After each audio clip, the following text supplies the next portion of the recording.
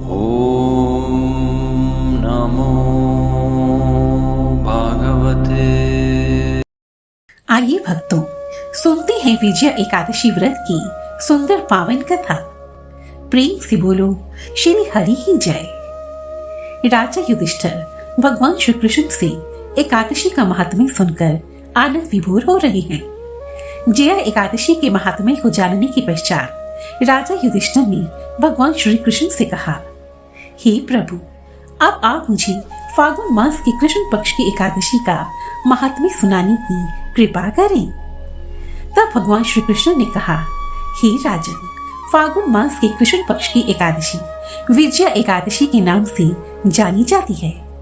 जैसा कि नाम से ही प्रतीत होता है, यह एकादशी मनुष्य को विजय प्रदान करती है। जो भी मनुष्य इस एकादशी पर विधिवत व्रत करता है तथा इस कथा को प्रेम पूर्वक श्रवण करता है, उसके निसंदेह ही समस्त पाप नष्ट हो जाते हैं।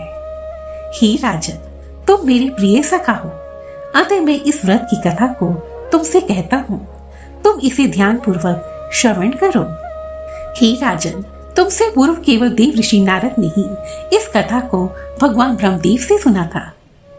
एक समय नारद मुनि ने भगवान ब्रह्मदेव से पूछा, हे भगवान, आप मुझे विजया एकादशी से मिलने वाले पुण्य के बारे में बताने की कृपा करें। तब ब्रह्मदेव ने उत्तर दिया, हे नारद, यह विजया एकादशी अपने नाम के अनुरूप ही फल प्रदान करती है। विजय का अर्थ है जीत। हे नारद, यह कथा उस समय की है जब त्रेता युग में भगवान श्री राम को 14 वर्ष के लिए वनवास दिया गया था। तब भगवान श्री राम माता सीता और भाई लक्ष्मण के साथ पंचवटी में भिक्षु के रूप में निवास कर रहे थे। जब लंकापति रावण ने सीता माता का अपहरण कर लिया, तब भगवान राम व्यथित हो गए और वह अपनी पत्नी सीता को ढूंढते हुए सागर तट पर जा पहुंचे। सागर तट पर भगवान श्री राम का परम भक्त जटायु नामक पक्षी निवास करता था। तब मरना संगित जटायु ने भगवान श्री राम से कहा, हे भगवान, लंकापति रावण माता सीता को सागर पार लंका नगरी में ले गया है। और ऐसा कहकर महान गिद्ध जटायु ने प्राण त्याग कर वैकुंठ को प्रस्थान किया। तब माता सीता के विषय में जानकर भगवान श्री राम अपनी वानर सेना के साथ लंका पर आक्रमण की तैयारी करने लगे। परंतु जल जंतुओं से भरे हुए उस विशाल सागर को पार कर लंका पहुंचना एक प्रश्न बनकर उनके समक्ष खड़ा था। भगवान श्री राम अपने इस अवतार में मर्यादा पुरुषोत्तम के रूप में संसार के समक्ष उदाहरण प्रस्तुत करना चाहते थे। अतः वह आम मानव की भांति चिंतित हो गई और तब श्री राम ने लक्ष्मण से पूछा, भाई लक्ष्मण, इस विशाल सागर को वानर सेना के साथ किस प्रकार पार किया जाए? यदि तुम्हारे पास कोई उपाय हो तो मुझे अवश्य बताइए। तब लक्ष्मण जी ने उत्तर दिया, प्रभु, यही समीप के एक द्वीप पर महाज्ञानी ऋषि वक्रलभ्य का सुंदर आश्रम है। वही परम ज्ञानी ऋषि हमारी इस समस्या का हल बताने में पूर्ण रूप से समर्थ है। यह सुनकर प्रभु श्री राम ने लक्ष्मण जी के साथ मुनि के आश्रम की ओर प्रस्थान किया और ऋषि को सादर प्रणाम किया। तब ऋषि वक्रलभ्य ने बहुत ही मधुर वाणी से कहा, हे राम, मैं आपको सभी व्रतों में सबसे उत्तम व्रत के विषय में बताऊंगा, जिसका पालन करके आप निश्चित रूप से ही रावण पर विजय प्राप्त करेंगे।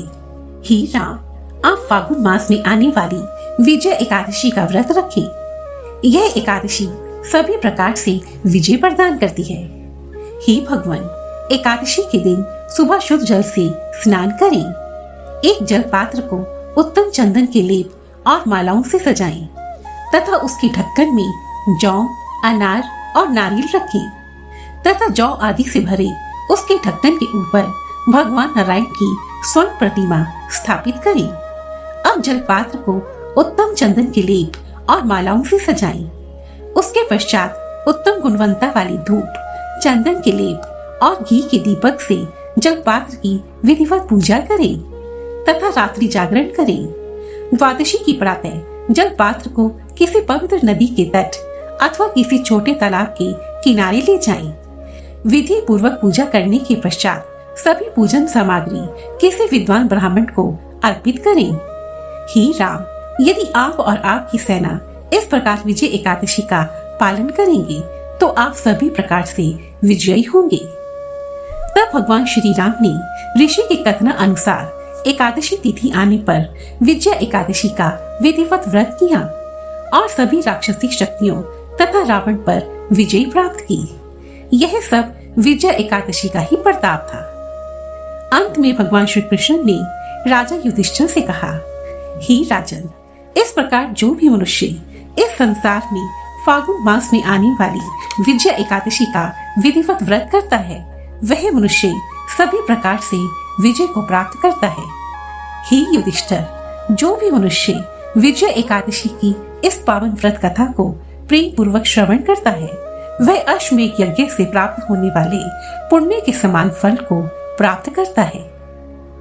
प्रेम से बोलो श्री हरि की जय। जय श्री कृष्णा, जय श्री राम। धन्यवाद। तो यह थी विजय एकादशी की सुंदर व्रत कथा।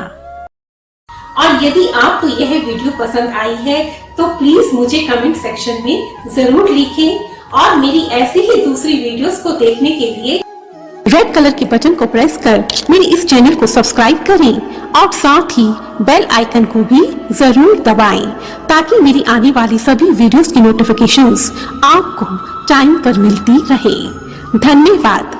जय माता दी।